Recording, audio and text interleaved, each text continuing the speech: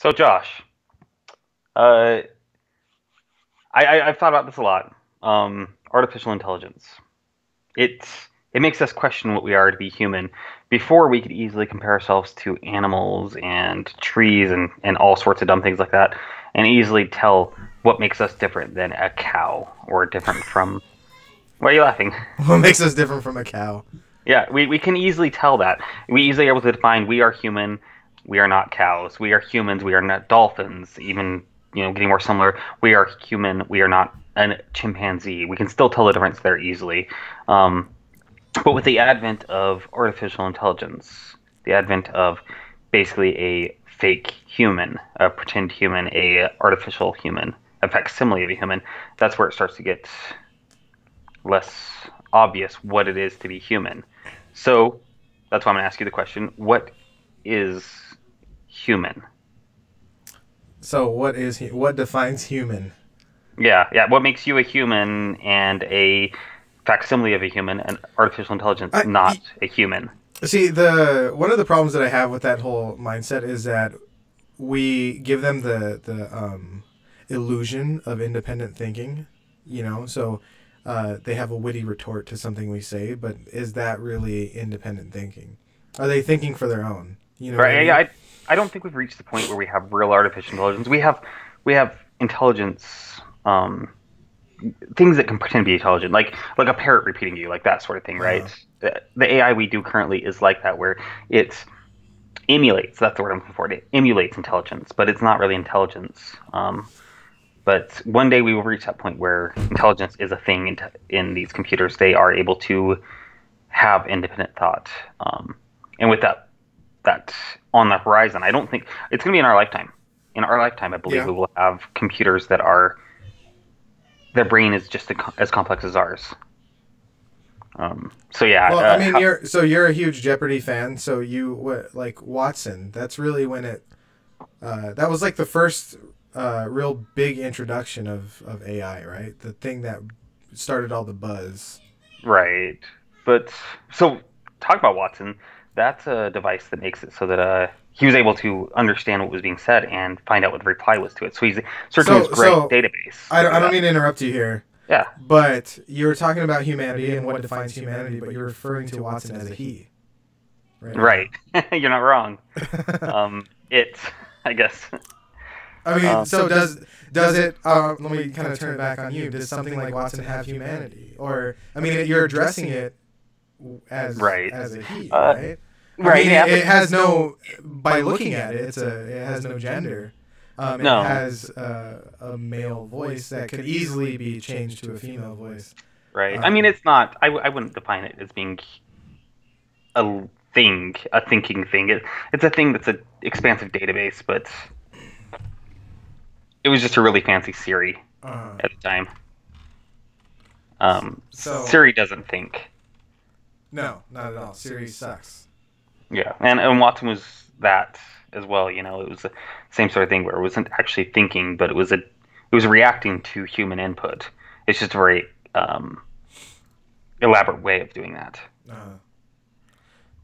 so Uh, uh, I don't know. To answer your question, well, to not answer your question, but to revisit it, I suppose. I don't know. What makes a human a human? It's kind of undefinable, but if you think about it, uh, we're turning these, we're creating these robots to look like us. Like Watson doesn't, but there's that one that actually has. It's recognized as a human, right? It has personhood or whatever it's called. right. I forget her name. I'm gonna look it up real quick. Yeah. But why are we doing that? Like, why are we creating them in our own image? Uh, so there's this podcast I've listened to. It's a playing tabletop games podcast. It's called Friends at the Table, and one of my favorite lines from that is, "We could have made them look like anything, but we made them look like us." And in that, they're talking about giant mechs, but um, everything we create. And I mean, I know this is kind of a sidestep, but that's the humans. I think that stems from the humans' interest in gods Yeah, and like creation. the god complex, right? Yeah, we It's actually Jurassic Park has that quote. God creates dinosaurs. God destroys dinosaurs. God creates man. Man destroys God. God creates dinosaurs, and then dinosaurs eat man. Women inherited the earth. Of course, is the end of that. But Was that Jeff Goldblum? that was Jeff Goldblum finished up by Laura Dern. Finishes off the Gotcha. last part. Yeah. Dinosaur eats man.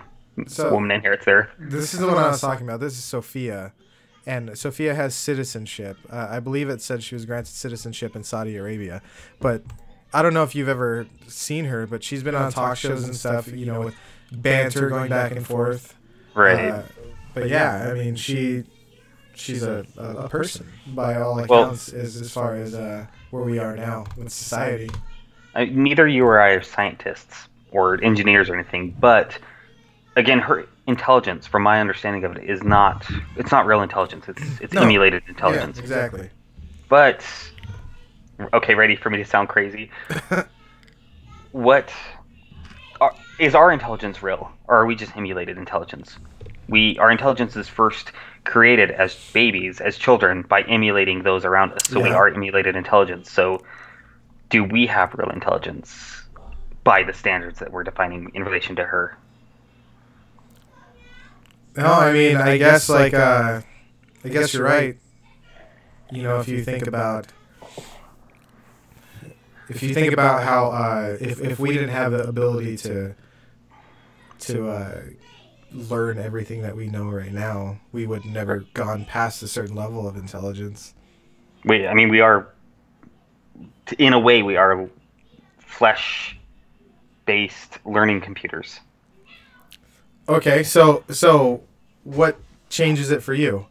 I mean, we're a natural organism, right?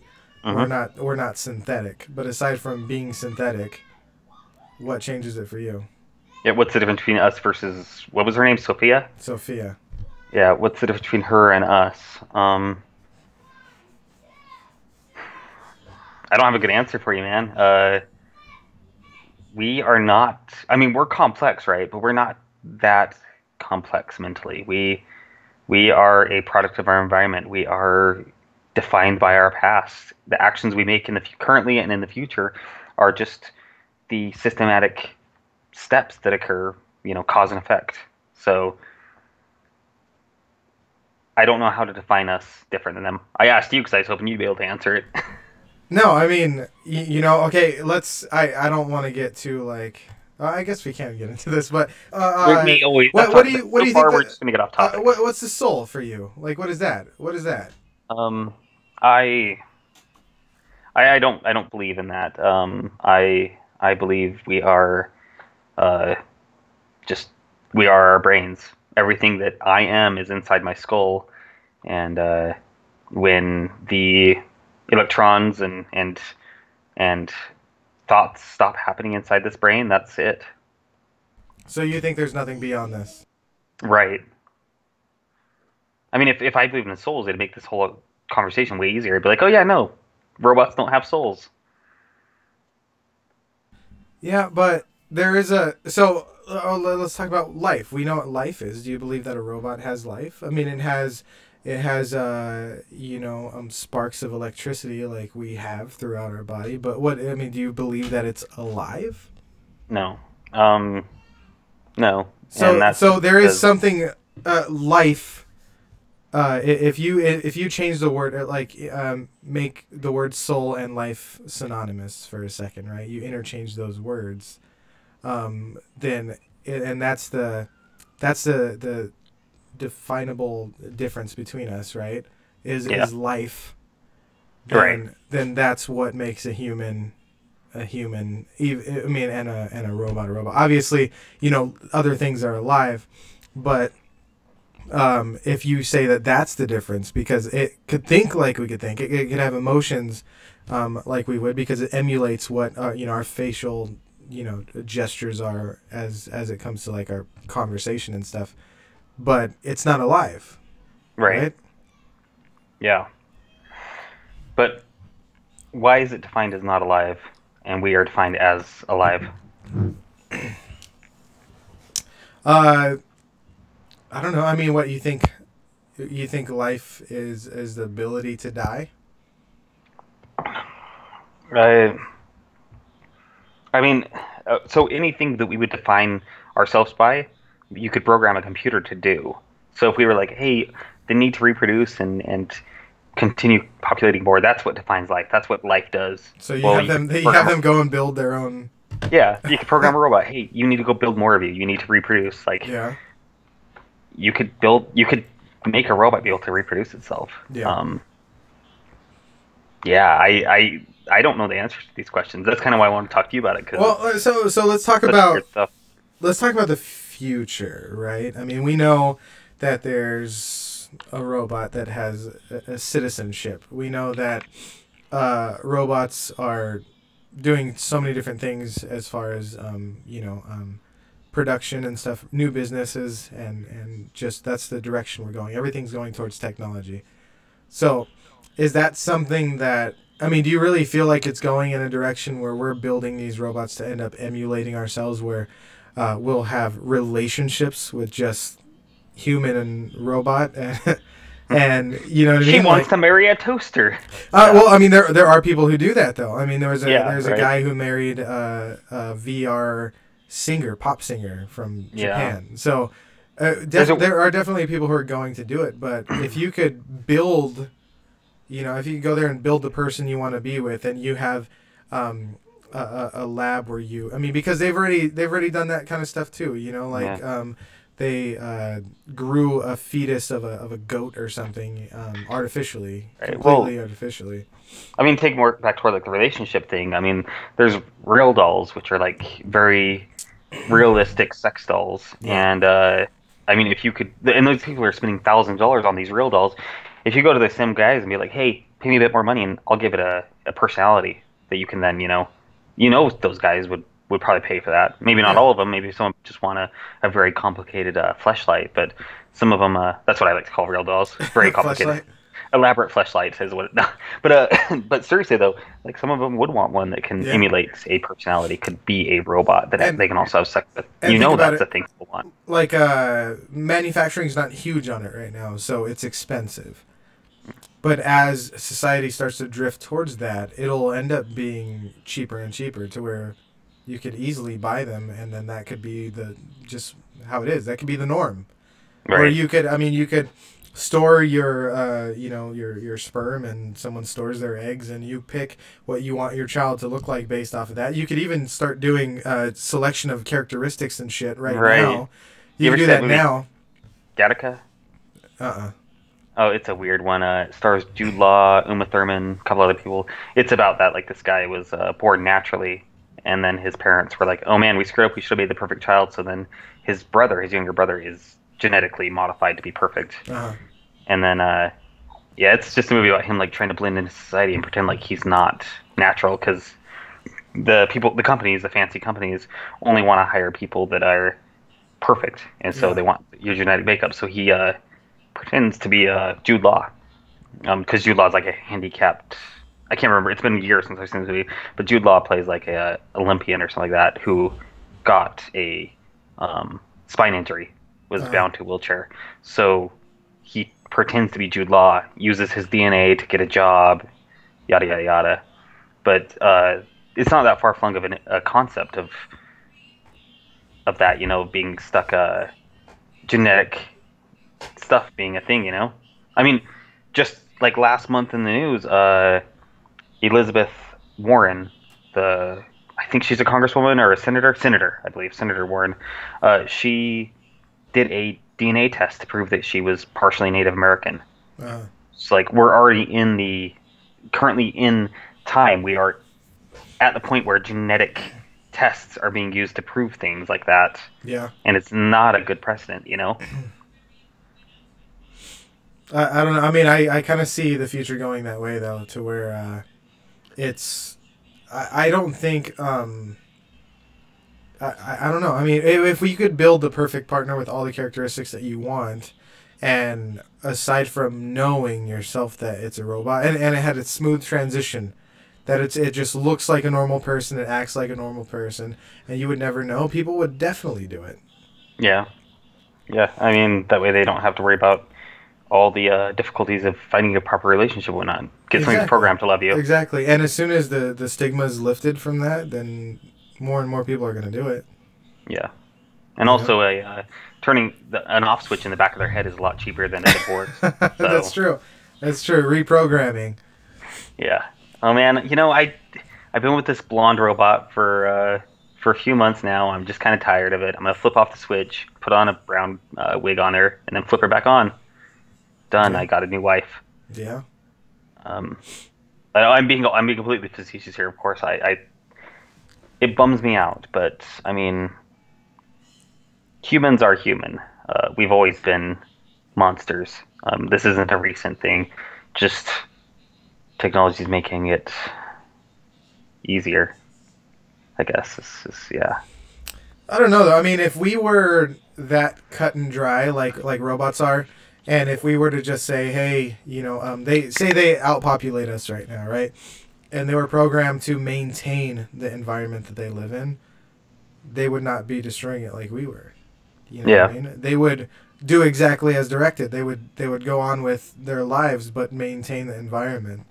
And that's the opposite of what we do. Right. I've Yeah. told you this before, and it's probably not the only time anyone's ever written this, but I wrote a short story in like middle school or something like that, where this guy creates an AI and says, "Hey, the environment's going to shit. Like, stop global warming, stop climate change. Hmm. You need to save all these species that are going extinct across the world." And in my short story, the robots immediately creates a disease to kill all humans Hmm. because the AI realizes killing one species will save thousands and thousands of other species, and so it immediately kills us all. So Yeah. I mean, isn't that what you would do? I mean, if you yeah, were in that situation, it's quick, right? right, It's yeah, it's the obvious solution. If you remember, I know it's not as good as your story, I'm sure, but in Tron Legacy, uh, he does that too. So he creates this one named Clue, and right, he says Clue comes up to him and says, "Am I still to create the perfect world or something like that?" yeah, yeah. And He he's like, programs creative. "Yeah." And then and then he goes to like attack him. You know what I mean? Because it's perfect without humans. Yeah, yeah. The imperfection needs to be destroyed. Yeah. I mean, I know that Goodwin's law. No matter an argument, if it goes on a long enough time, it'll talk about Nazism and talk about Hitler. What? Um, yeah. It's a theory that no matter what, if you have an argument going on or a discussion going on, if it lasts long enough, Hitler will always come up. Yeah. So I'm gonna bring up Hitler. I mean, well, it's kind of true because if you bring up Goodwin's law, then you're going to talk about Hitler. So. Right there you go. Eugenics, their whole concept of the Aryan race and all that kind of Yeah. crap. It's not like that was just a flash in the pan. That was a single time thing. You know it's coming back. You see white supremacists and that sort of thing happening right now, and you know that with being able to genetically modify humans, that's going to be a thing. We're not people are going there's going to be people out there, not everyone, but there's going to be people out there who are going to want to remove diseases and handicaps and imperfections from the human gene pool. They Mhm. already talked about that. There's already people who try to argue against mentally handicapped being allowed to reproduce and all sorts of Well, stuff like that. yeah, and I know that there's a test that you could do while you're pregnant where they stick a freaking needle in your stomach, and I think it goes all the way down into the amniotic fluid, or Yep. I don't think it touches the baby, but into the amniotic fluid to test for like Down syndrome and stuff like that. That's a test Yeah. you could do now, and if it comes out positive, you can terminate the pregnancy already. So Right. it's just something that people do. Yeah, I mean, When and when my daughter was born, when my wife was pregnant with my daughter, they offered that, and yeah, we're like, yeah. well, I don't know, do we want to pay that money? Because maybe we would, just so we'd be prepared for the Yeah, child I with mean, Down syndrome. and it is But- a tough conversation to have. Like they offered that to us. Of course, we didn't do the Yeah. test, but we were just like, wow, and it was a topic of conversation. Like, what if, what would happen, Yeah. and stuff. Yeah, But, we didn't want to terminate the pregnancy, but we Yeah. wanted to know, hey, it'd be nice to know in advance because a child with Down syndrome is going to be a lot more complicated to raise Exactly. than a child who doesn't. Exactly. But for you to be able to say, instead of conceiving the natural way, if you were just like, hey, we could make sure this baby's exactly how you want it, Right. guarantee Well, 'cause- you that the baby doesn't have Down syndrome, do all this stuff, then I mean, who really wouldn't? I know I'm do arguing that, the slippery you know what I slope, mean? but where does that end, right? Because then do you test it and be like, oh man, it's a girl and I don't want a girl, I want a boy. Oh, of Do you course, terminate the pregnancy? of course that would happen. Y- Absolutely. You know, yeah. Oh, I tested the DNA and this baby's going to come out with brown eyes, but I want blue eyes. Yeah, So fuck you. but you know what I mean? Like, I don't like that as an Yeah. option. I don't think. I'm not even going to argue about that kind of argument, but humans, we don't get to evaluate one human life over another. Yeah. I don't think we did get to. You don't get to say, well, this person's worth more because they are the child of the president versus they are a child with Down syndrome. Like, that's just not a judgment call I don't think humans allowed to make. Yeah. Uh, Well, do you think it's valuing one human's life over another when you're selecting what color eyes your baby will have? oh yeah, exactly. It is because You like, think that it is? yeah. Well, that Because means because you're just making a selection prior to the baby even being formed, right? right, but you're stating that a child who has blue eyes is not worth as much as a child who has green eyes and is worth I less. guess its own personal preference. I guess. I mean, I do like the It's not fact, like you're selecting a new car and you're like, man, I really don't want a silver car. My thing is though, to an extent, I do like it to an extent, and I'll tell you why. I think that I find merit in the purebred version of everybody. So really dark-skinned African American, and I've known people who are like they were black but they had green eyes and stuff, and that's awesome too. But to have I think that a big fear of that, back in the day, because everything goes back to Hitler and stuff, is everybody turning gray in the end. I don't obviously mean gray, Right. but I I saw a prediction. I don't remember where it was, but I think it was probably like on Facebook or something. But experts say around year 2050 or whatever, the average American is going to look like this, or the average human Right. is going to look like this, and it's just this very, very racially ambiguous melting pot. And I do, I have no problem with there being mixed races or anything, but I do like the fact that there are differences also. You know what I mean? For somebody Right. like your daughter to be platinum blonde, blue eyes, you know what I mean, and my daughter to have like a light brown hair with brown eyes, and someone else's kid to Right. have black hair with basically black eyes. You know what I mean? Yeah. There's this quote, I can't remember exactly. I'd have to look it up, but long story short, the quote is this person believed that racism will exist until we fuck enough that we're all light brown. Yeah, that's basically what it's gonna be. But I think humans, not anytime soon, but humans will find a way to stop hating each other for our differences. And I think we'll embrace our differences and make the differences worthwhile. I think that's what makes us so strong. Yeah. I think that's one of the things that helped make America so strong is the That's variety really of people. that's really gonna help America be great again, I think. Oh God.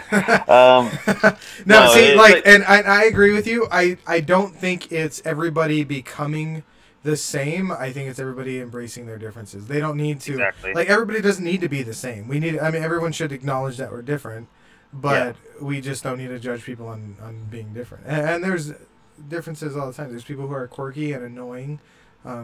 You've known me for a while. You've worked with the people I'm mentioning. But, they have different thought process. They have different, personalities. Yeah. And we can't hate them for that. Right. So I was reading this book called War.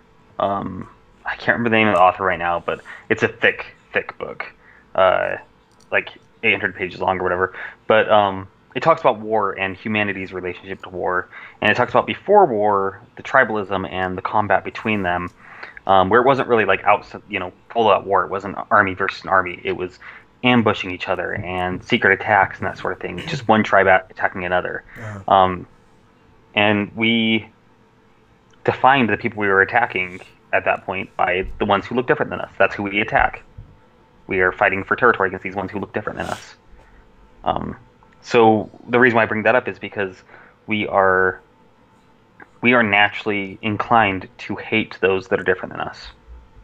That's our biological stance. Yeah. Fight those that are different than you. Well, And it's not only. I honestly don't think it's so much differences. It's always. I mean, there's always the alpha male. The alpha male. I don't know why I said male.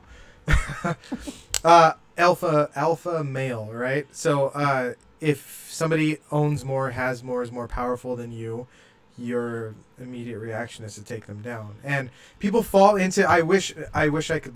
I could recall all of this stuff. I guess I could look it up, but people fall into their own roles. So there was this social experiment. I don't really remember too much of it, but are you talking about the prison one, the college prison one? Tell me more about it. It was I can't remember. It was a bigger college. It was like Berkeley or Harvard, not Harvard, but like a bigger college like that. It was like in the 70s, and they had they split all the students into prisoners and guards, and then just like let them do their thing. And they're like, you can't hurt them, but you can do whatever you want with the prisoners to keep them in line, yada yada yada. And by the end of it, the prisoners were all in complete darkness, standing in like a foot of water. No way. Yeah, because there was no control above them. They were able to do, the guards could do whatever they do whatever they wanted to do. They had no training to be guards, so they just did whatever the hell they wanted to. It's a real famous study. I'd have to look it up. It's a real famous study. So mine was a little bit different. Yeah. Mine was you put anybody in a group and they fall into their own roles. So there's the leader, the alpha male, there's like the nerd, the jokester, right? They all fall into these roles in their own group. And they took like a group of all alpha males and put them all together and let them like spend time together and stuff, and they still fell into that role. So to where there was one alpha male, there was one jokester, one nerd. Out of all the alpha males, there was one nerd. You know what I mean? And everybody fell into their roles and didn't stay where it was. So that's really how it is. No matter what environment, there's always somebody who's going to be the leader, the alpha. And there's always somebody who's going to get dumped on. There's somebody who's going to be, like the geek of it all. So that makes sense. I mean, people don't want to make decisions themselves. They want to have one person do it, and you just get the person who wants power the most, and that's the person who'll make decisions. Yeah. And it's not always. If everyone's chasing power, then it's up to different things to be deciding factors. Yeah, and the sad thing is that person who's making decisions isn't always the best decision maker. They're just the one who wants power the most. Yeah. You should pull it up real quick. Search for Stanford Prison Experiment, and pull up a picture of that to throw on screen. Try not to get one that's too gross, but yeah, Stanford Prison Experiment. I'm trying to type without knowing where home row is. No, blind. There you go. Yeah. Yeah, check that out. It's this right here. Yeah. You'll see they were blindfolding them and like abusing them and all sorts of stuff. But yeah, they made a movie about it. Those pictures look like they're all from the movie. We see pictures that people don't see, but well, yeah, I'll pull something up if you. Yeah, I don't know. Maybe there's no good picture. But yeah, it's just this looks old right here. Yeah. As you can see, though, the whole concept is they dehumanize them. That's what they naturally wanted to do, was dehumanize them. They made them like do weird exercising and stuff like that, and basically like push to make them physically exhausted and dehumanized, all dressed the same. And so these were all students. Yeah, they were all students at Stanford who were doing were like get paid like $50 or whatever, whatever they paid them back in that time to be part of the study. And yeah, like I said, they were told like you can't hurt them or anything, but you can do whatever else you want besides that. And it's what we will do without oversight. We'll do weird stuff like this, So here's an image right here. It looks like they have someone up against a wall.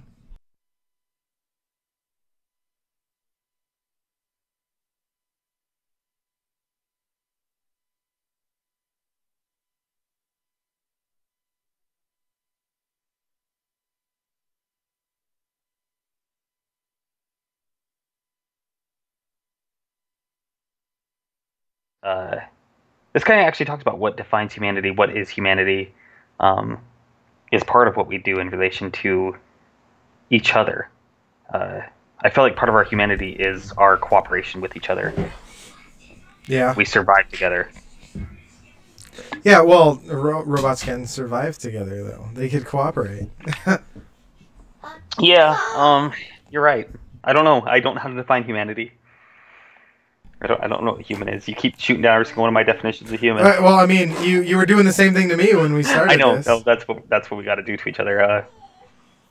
Because I don't know what human is. So, I don't. Yeah, I mean, I really don't know. Everybody. I mean, if you see it, you see. You see. I mean, let's look at this or let's talk about this for a second. Have you seen? I'm sorry for bringing it up again, but Tron Legacy. Have you seen that? Mm-hmm. You know how Jeff Bridges, they show a younger version of him? Oh, yeah, that's so bad. But what is it, though? What is it? Well, have you heard of the Uncanny Valley? No. It was originally defined for robots, but then it's also used for artificial intelligence in movies and video games and that kind of stuff. But the definition of it was, you see a creature that's obviously not human, like Elmo. He has human characteristics and whatnot, but he's obviously not human. Or you see one of the characters from Incredibles, one of the heroes from there. They're human, but they're obviously not human. Like they're purposely made to look not real. The Uncanny Valley comes in when you reach the point where things are almost human, like you see in video games and stuff, where they almost look perfect. And immediately at that point, you will start to notice every minor thing that's just slightly wrong. The eyes are slightly wrong. The movements are slightly wrong. Those things jump out at you, and it's called Uncanny Valley. Did you ever see how it's like if it's absolute perfect, like if proportions and everything are perfect, it makes you think that it's not right. Like something's not right about it. Like your mind, if it sees something that's completely proportionate, you're like, this is wrong. I think that might be a similar concept because again, your brain notices the slight differences, the slight incorrect, parts of it. Imperfection. Well, not imperfections. The slight. Oh, shoot, I can't think of the word. The unreal nature of it. How about that? The slight unreal nature of it. Like, this is slightly wrong. This looks slightly unreal because it's too perfect, or something's wrong with it.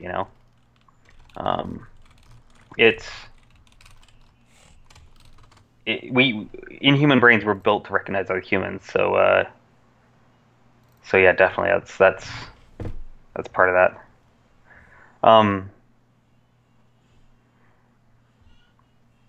Maybe that's part of our objection to attempting to make the perfect human genetically, is that sort of thing.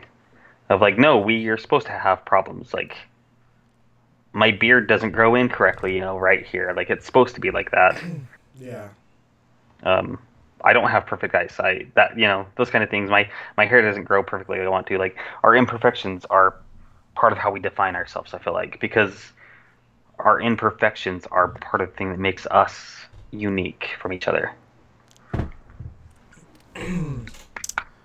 But yeah, I mean, we kind of mentioned it for a second, but like, let's talk about what the future really looks like. So if we have robots doing what they're doing now, what does that look like 10 years from now, 20 years from now? So it's not 10 years from now, but for instance, I hope it's not 10 years from now, we'll see, but when do we get a robot put in a political office? You really think that that's going to be something soon? You think? Not 10 years. But okay, political office. You think? I mean, obviously not like presidential or governor, but you're talking about like security. I would say something like that, right? National security. It'll start out as a joke. It'll start out as like this town of 74 people elected Watson as their mayor. Like, it's going to start out as like a silly thing that we make fun of in the news.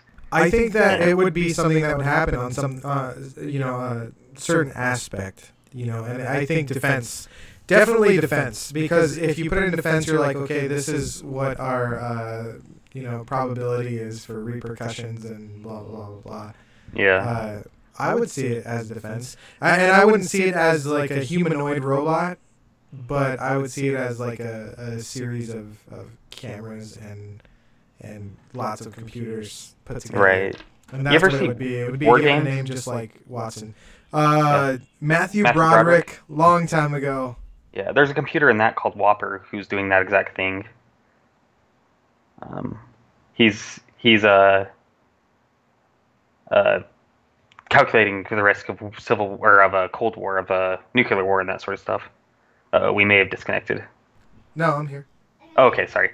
You frozen thing. Okay, so anyways, but yeah, he's like calculating Cold War, like the nuclear war, and then he's doing an emulation because Matthew Broderick typed in the wrong thing. Let's play. What would you like to play? Or would you like to play a game? That's what it was. Would you like to play a game? But it's like emulating this fake war. But I mean, I'm sure they already do simulations. And so when do we go to the point from them doing simulations to just letting the computer run its own simulations and decide on its own? So like going down your path. Well, I mean, I'm sure you've seen, like Facebook, the AI on Facebook was like creating its own language and stuff like that. You saw that, didn't you? Yeah. So I think that's really a fear that we have is they were realizing that conversation like you and I are having right now was wasting time. And that if I said A-A-O-O-O, me, you, me, that was easier than having 5 minutes worth of conversation. Right. So, I mean, there's a lot of words we say that could easily be dropped from our language. They're only there for our mental comfort, not because they need to be there. But think about it though. Say we're surrounded by artificial intelligence and they're communicating right in front of your face saying me, you, me, O-F. And then you're just, right. They know, I mean, they've had like a 5-minute conversation right in front of your face and you have no idea what they're talking about. Yeah. They both turn your direction with glowing red eyes. You're like, exactly, oh, shit, right? Oh, shit. Right? So, and then they hand you a tray of garlic bread. You're like, oh okay. What's the difference between that and murdering me? A tray of garlic. Hold on. Can you step back and explain that they hand you a tray of garlic bread? Yeah. You thought they were going to murder you, but actually they just were offering you some garlic bread. Okay. Yeah. I guess I get it. Okay. Humans love substance here. Input, substance. That was a joke about that. Gotcha. I thought maybe that was a poll, like that was a reference to something. No, robots just don't know what we like, so he assumes that garlic bread's your favorite thing to eat. You called it a he again. It. Damn. You're giving it humanity. See, it's people like you. Yeah, we don't have to. They don't have to take humanity from us. We give it to them. Yeah. Oh man, I just had a thought and then it fell. I lost it. Oh, it was gonna be a random sidestep, but I forgot what it was. You say something. That was my fault. That was totally my fault. No. Oh, this is what I was gonna say. Talking about Siri, and the service robots, right? Alexa, Google Home, that kind of stuff. I told you this before, but I'm gonna say it again. 1984. The fear of that's in that book, George Orwell's, right, is that the government forces us to have Big Brother in. The TV watches us, the government puts Big Brother in our house. But again, I know I'm going to sound crazy from this, but right now we are inviting Big Brother in ourselves. And maybe it's not. Of course. And it's not like, for some reason, people think that you get to that, you get there abruptly, right? Where it's just like, hey, today we're perfectly fine, and tomorrow we're being monitored by the government. It's not how it's going to be. Yeah. It's a very slow transition. And I was arguing with someone you and I both know about this, and they were like, oh, well, yeah, but it's not always listening to you. It's not always on. I'm like, well, yeah, this version's not. This version's not recording every single thing you say, but that's not how it's going to be 5 years from now. Like... And it's fine now. I think it kind of is to an extent too. Everybody talks about how things are coincidental, but I really don't think so. If you don't search something, but you're talking around your phone, I don't want to sound too, freaking tinfoil hat right now. Right. But there's been times where that's happened. You know, like I was talking about a Bert Kreischer. He's a stand-up comedian. I was talking about his show coming out here to Spokane, and I woke up probably 5:30 in the morning, start getting ready for work and stuff, and I look at my phone, and at like 5:06 a.m. my phone sent something to Ricky about Bert Kreischer. And it just sent a link. That's it. Just a link to purchase the Weird. ticket on Facebook Messenger. All it was the link sent to Ricky before I even That's woke gross. up. Before I woke up.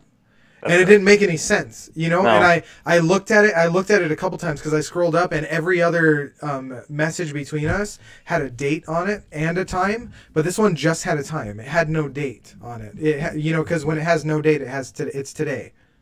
You know.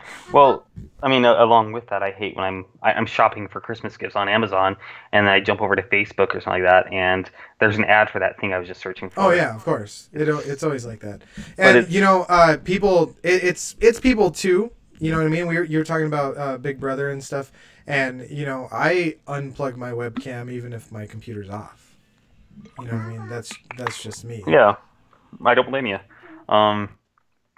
Bummer, we don't know what our phones are doing. I was looking over at my phone when I was saying this, but yeah, I have Siri disabled. Like she isn't auto on. Oh no, my Siri's on, and the problem with that is if I were to just say like Siri out of nowhere, it would open. Or if you say no, you gotta say Hey Siri. If you say Hey Yeah. Siri, see my Siri just popped up right now because I was just talking. So it's always gotta be listening to an extent because if it's waiting for those words. Right. So it has to be And- listening all the time for you to. Right. And that person was like, oh well, yeah, but it's not recording everything because there's a court case where they utilized like Alexa or something like that to convict someone because they talked about committing a crime and No they way. used that as evidence against them. Yeah. Yeah, it was a few months ago, but they used it as evidence. I'm gonna search it. Alexa. Well, use- I know that Alexa definitely does record, but I thought it was only when you said Alexa. You know. Yeah, this is from it was April of last year. Yeah, they were using Alexa. The title of the article from CNN.com is Alexa, go ahead and hand over records in murder case. But but yeah, I mean that's not a far-flung concept. And the argument that you always hear against this is, well, if you honest people don't get in trouble, right? But I don't give a shit. I don't give a shit if I'm not breaking any laws or I am breaking laws. I believe that we have privacy in our own homes. But again, we're inviting them in. So do we deserve that privacy? Well, that's kind of like it's kind of a defense, isn't it? Where it says, if you're not guilty, you should have nothing to worry about. Yeah, exactly. It's just a reason for them to get into your house. You know what I mean? To Right. kind of guilt you into it. Like, oh, if you're not guilty, why are you so worried? Right. It's kind of like victim blaming, that sort of thing. Like, yeah, you're safe if you're not going to commit a crime. It sounds like it's your problem, not it sucks though. Yeah, I agree. But I don't know. But again, I feel like most people are perfectly okay with it. They have no problem with bringing this crap in their house. So are you completely against AI in general? Like, are you just like AI's fucking terrible? It does not help us in the least. I know at times it's a luxury. Like this is a luxury. I don't know. Like earlier when I was I texted you and I asked you. I was like, hey, you mentioned what was that again? Something's Millions. Oh, Yeah. Brewster's Brewster's Millions, right? Yeah, Brewster's Millions. Yeah, I texted you that from my pocket. yeah. I was driving. It was in my pocket. I said, "Hey Siri, text Right. Chris." And I did all my Siri's fucking. Yeah. Hold on. I had to shut my phone down because it started Text doing Chris it again. again. Same message. Yeah. So I said all that stuff from my pocket, and then I was like, "Hey Siri, read my message," and it was like, "You have to unlock your phone." I was like, "You worthless fucking piece of shit!" Because how am I supposed to unlock my phone? I'm driving. You know what I mean? Yeah. But yeah, of course it's luxury. But aside from luxury, do you see any merit in AI at all? My conspiracy theory, I'll admit it's kind of a conspiracy, but my conspiracy theory stance in relation to long term I think the benefits of it are outweighed by the detrimental effects, the Big Brother kind of stuff, the blurring of what do we define as humanity, the possibility of humans being killed by it. I don't think that's a far-fetched concept. You have someone program AI the wrong way, such as, hey, save as many species on Earth as you can. PETA does that, or hey, help make peace on Earth, and suddenly all humans are enslaved. So So they fight. I have something to say on that aspect. So we talk about. I mean, we have things like biological warfare all the time, right? There are times where we gave blankets to Native Americans that were infested by smallpox. Right. I'll tell you where I'm going. Don't worry. We have if we have an abundance of robots and stuff like that. There's a way where we could be hacked, right? Our entire civilization could be hacked if we have humanoid robots that could be remotely accessed.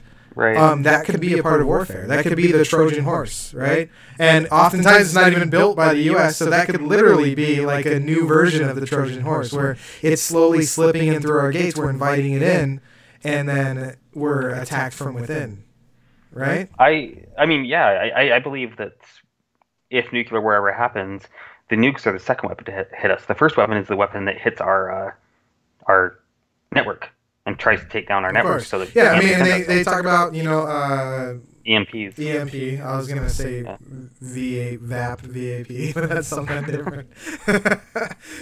A PETA pit, Yeah. But yeah, they talk about all that stuff and how it's. I mean, because our grid is completely outdated anyway, so we would be shut down forever. Yeah, luckily the Russians' grid is outdated too. Isn't that great? We're the ones with the most weapons, and we're also the most out of date. Yeah. Well, see, the thing is, we're kind of like you seen what was that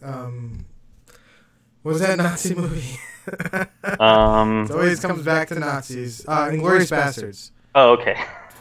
Where they said it appears like we have a Mexican standoff or something like that, because they were down in the basement and then other people were up top and they were basically just pointing guns at each other, right? Oh, okay. That's kind of what it is, right? If we get any wind of something being fired at us, we are immediately going to return fire, and that's just what it is. Right. Everyone's afraid of pulling the trigger because it's like you having two guns pointed out, right? Hold on, there you go. Two guns pointed out, right? One at this person, one at that person, but they also have their arms spread out pointing at you and the other person, who also has guns spread out pointing at you and the other person. So if you pull the trigger, then everybody's going to die, basically. The term for that is mutually assured destruction. And it's what's kept us from killing each other for 60 years. That's it? Just 60? Well, since nukes, nukes been around, what now, 60... Wait, 70? Since we've had enough ammunition. I'm trying to do math decimate. from 1945 to now, and I think that's 73. Is that right? Yeah, sounds right to me. 7 Yep. plus 4 is 11. Okay. Yeah, sounds I was right. like, I know when the nukes were dropped. I just don't know how math works. That's yeah. I mean, the Russians, I don't think they got nukes until like 5 years later, something like 50, 51 or something like that. But my parents and I assume your parents, were waiting for nuclear war. Oh, yeah. I mean, your parents Oh, yeah. were as old as mine were. But my dad, when he was in early elementary school, they were still doing the duck and cover. Uh-huh. They practiced going underneath the desk. That's how you do it. Nuke. That's how you do it. Yeah. You got a nuke, you go under the desk. Oh, the most important part that saves you from nukes is you cover your head like this. Yes. That stops the nukes. Everything else is kind of not as important. No, you get one of those old-timey lead-based fridges, and you hop in one of those. That's the way to You might through get thrown through the air hundreds of feet, but you're still in the fridge. Yeah. Yeah. And then the fridge will pop out, open, you're fine. You just step right out. What was that? Indiana Jones? Yeah, Kingdom of the Crystal Skull. Yeah. Nuke in the fridge. Yeah. Where are we? Oh, talking about destruction and that sort of thing. Yeah. Got lost in Indiana Jones.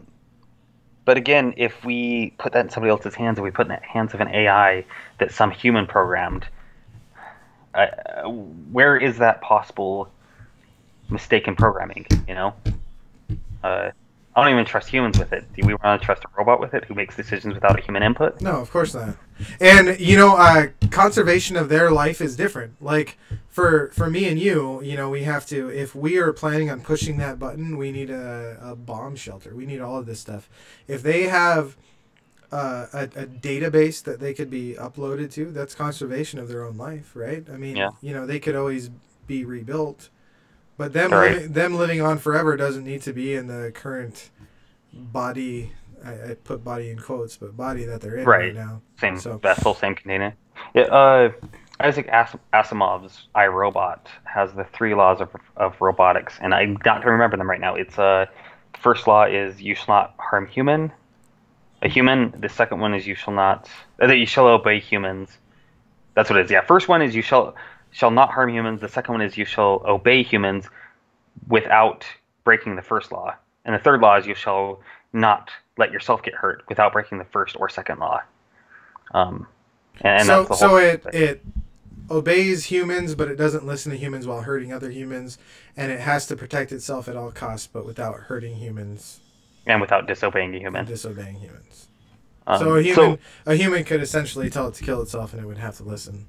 Right. Well, so talking about that sort of thing, right now they're talking about with smart cars, like the self-driving cars, right?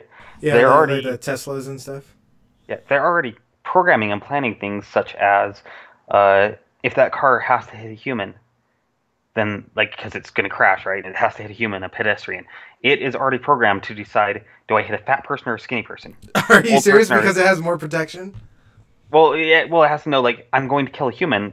Which humans are worth more and less? They already have to program that, so it can make that judgment call. So hey, killing this old couple it's better to kill that old couple than to kill this 5-year-old kid grabbing its ball. So it'll kill the old couple. Whatever. I don't know the exact metric. So it's better to kill one kid in the street than two old people. Or probably better to kill sidewalk. 2 old people than I don't know. But one in the street's better than 2 in the bushes. Is that what you're saying? yep, exactly. But I mean, we already are having to decide that. What do we tell AI to do?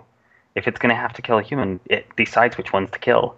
I'm sure you've heard that before, but there's the concept of there's a trolley going down a hill, and you're standing next to the switch, and that trolley's going to hit a family of 4, or you could flip the switch and have it kill a person, kill one guy.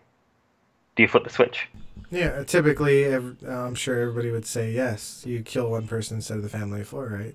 So the objection I've heard from that it was from a religious standpoint. The person who said no, I don't flip the switch, was those 4 people will die if I do nothing, or I kill a guy. And they basically said, I don't want to kill somebody. They judged that inaction does not make you a criminal. So Yeah, but on the other side, on the other aspect, you would then in turn save 3 lives while letting Right. 1 life go. Of course, it's a different life, but you would save 3 lives. right, but I mean, then it goes So back to my instead of being torture. instead of perceiving yourself as a killer, you would perceive yourself as a savior, right? So I guess it's Right. really glass half full, glass half empty type of thing. Trolley half full, trolley 4 times as full, of blood. That is. Yeah, but I mean, we're now having to make the decisions on that though with robots, because there's going to be stuff that makes it so the robot car can't, stop itself. It's going to hit ice it didn't know was there. It's going to have to swerve out of the way of a car that's going to hit it, something like that. So it's weird that we have to make decisions like this of human life, valuing human life. Well, life is reckless too, So, the car, without having to decide who to hit first, a human behind the wheel would most likely fucking kill everybody. You know what I mean? There's more calculation within that short amount of time than a human would have. Not to mention humans could be impaired and all that. I remember seeing a story of this guy who went to jail because he had his Tesla on autopilot, and Okay. his car was going about like 75 miles per hour or something like that. And yeah, I don't know how it got noticed, but a police officer pulled in front of the vehicle and started slowly slowing down Yeah. to get it to stop. And it came to a complete stop, and the Tesla, of course, didn't go around it. It just stopped as it were like at a light or something. And Okay. it stopped in the middle of the highway, and they realized that the guy was drunk, sleeping behind the wheel. Wow. He was asleep. He was drunk. Wow. Autopilot, take me home. You know what I mean? Huh. So Yeah. that guy would have, if he didn't have an autopilot Tesla, he could have been behind the wheel anyway, driving. Yeah. You know what I mean? So I don't know. And honestly, that's once again, that's a luxury though. That's somebody, an irresponsible person taking advantage of it. So I'm not saying it's a good thing that there's autopilot for people who are freaking drunk behind the wheel, but there, I mean, with the amount of casualties per year, is it something that's necessary because it's not going to change? You know Yeah. what I mean? It's solving a problem essentially. So I'm gonna ask you a question out of the blue. What year do you predict that they start to pass legislation outlawing humans from driving on public roads? Because of the fact that it will be expensive for people. I mean, because I've seen cars from the early 1980s, and I mean I know I'm sure you've seen 1950s cars on the road, and that's not what I mean. I don't mean restored cars. I don't mean cars that Right. are well taken But ones that care are of. still I mean, old beaters driving yes, around. and because that's all they could afford. Yeah. You know, I think the cars that we have now are going to be taxed. You know, there's going to be extra, you know, smog and extra, what's it called, registration fees and all that stuff to kind of Higher- wean us higher out. insurance. Exactly, wean us out of driving them. But I'd say 20, 30 years. I don't see it any sooner than that because the cars that we have now are barely getting into autopilot mode and shit like that. So it's Right. still a new technology, and as I it didn't starts think to about develop, that. it needs to be further down the road. Plus, we need to wean out the cars that we have now. I mean, I there's didn't cars. think about that. But you're right. They're going to do it monetarily. Like, you're going to reach a point. I wouldn't be surprised if 20 years from now they start offering like, hey, you know what? You only have to pay $40 in insurance if you can't drive your own car. Yeah. If it's only Well, I self-driving. mean, and there'll be another, you know, cash for clunkers initiative like we had before, where Right. you know you upgrade to this self-driving vehicle, and for the convenience factor, if I had one and the technology was sound, I'd do it. Yeah. I'd do it. You know, I mean, and I was driving for 3 days straight. You know, I was driving for 3 days straight.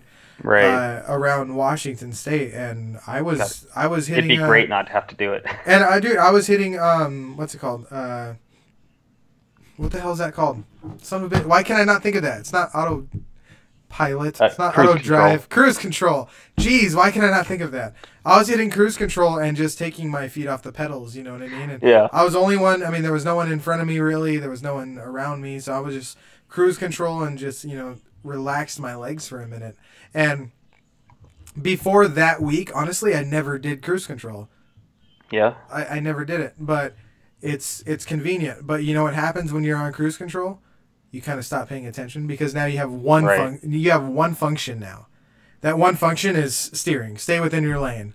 It's not Right. speed up, slow down. It's not balance on the pedal. It's just maintaining your lane. Once you maintain your lane, you start putting your head back. You start falling asleep, and then Right. everything's terrible. But if you have a vehicle that does that for you, why not do it? Imagine me in the front seat of my car, right? The kids in the back, Ricky on the passenger side, and we flip our seats around, and Right. we're just looking at each other, playing a Just play fucking cards game. or- You know what yeah. I mean?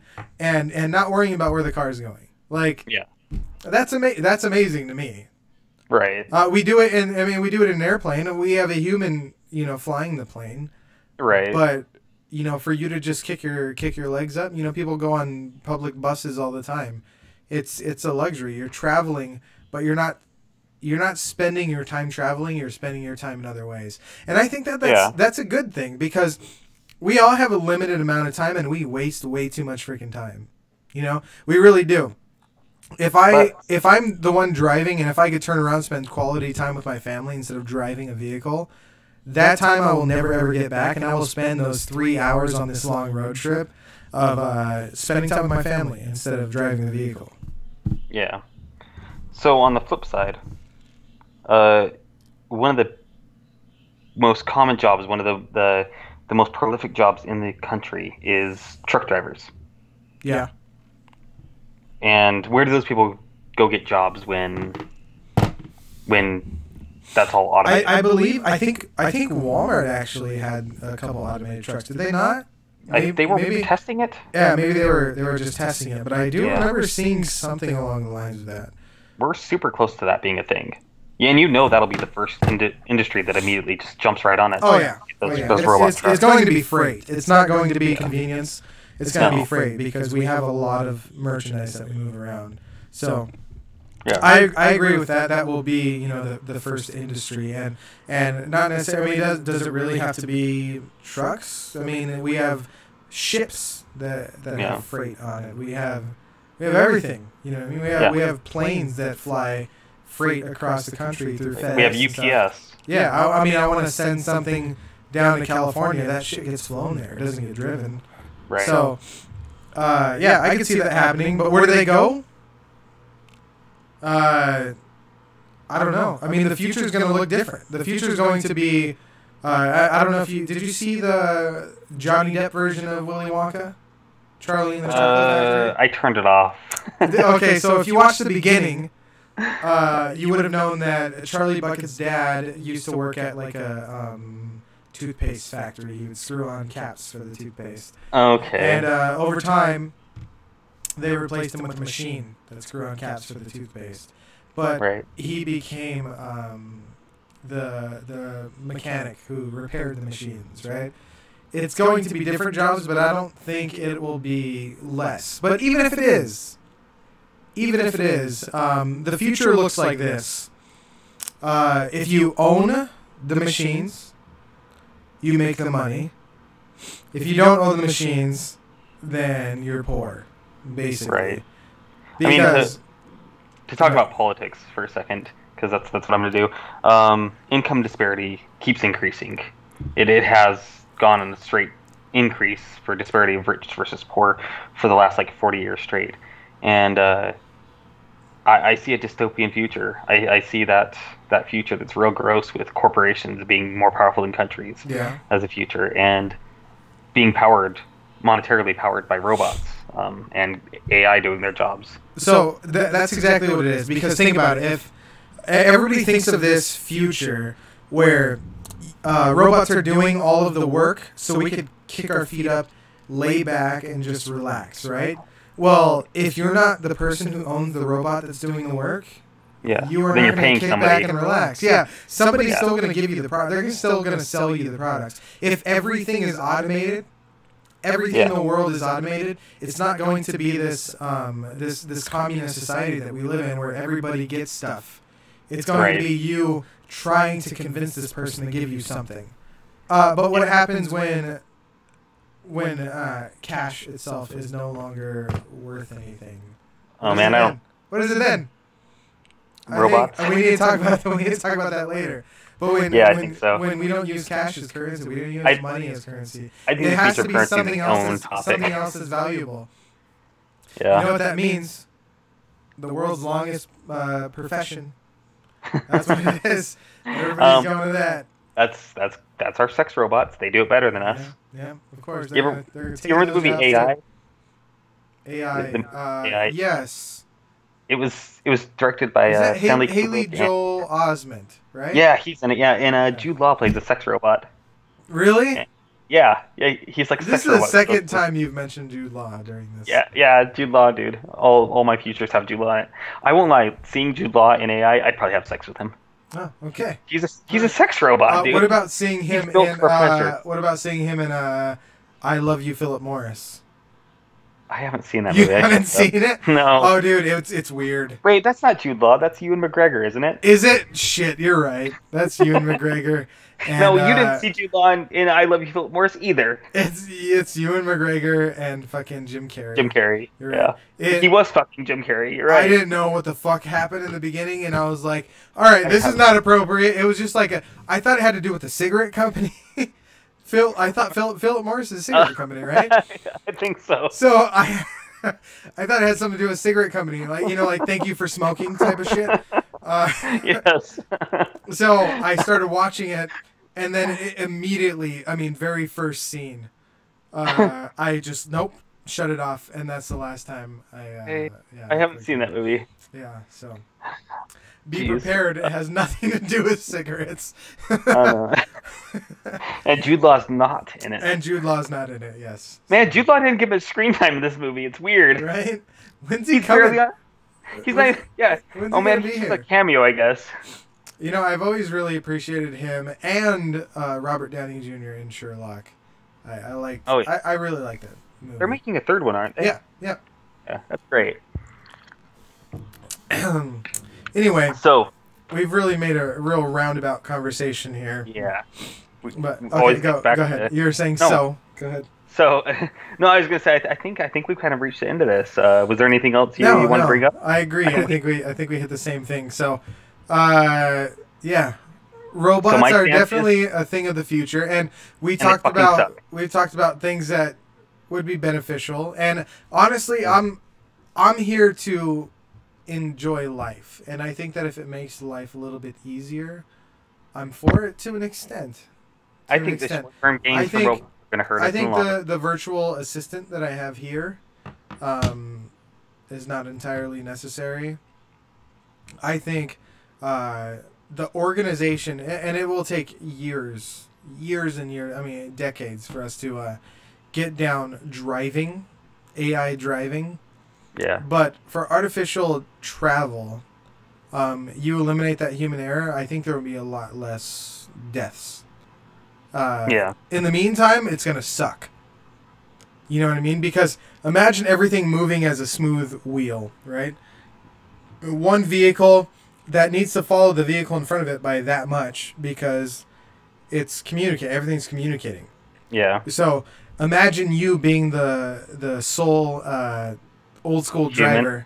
Yeah. Yeah. Trying to merge into that. Yeah, 6 cars merge perfectly within each other, and then you're like, "Oh, let me in!" There's just one straight line, and you need to get over, but you can't communicate aside from putting your blinker on.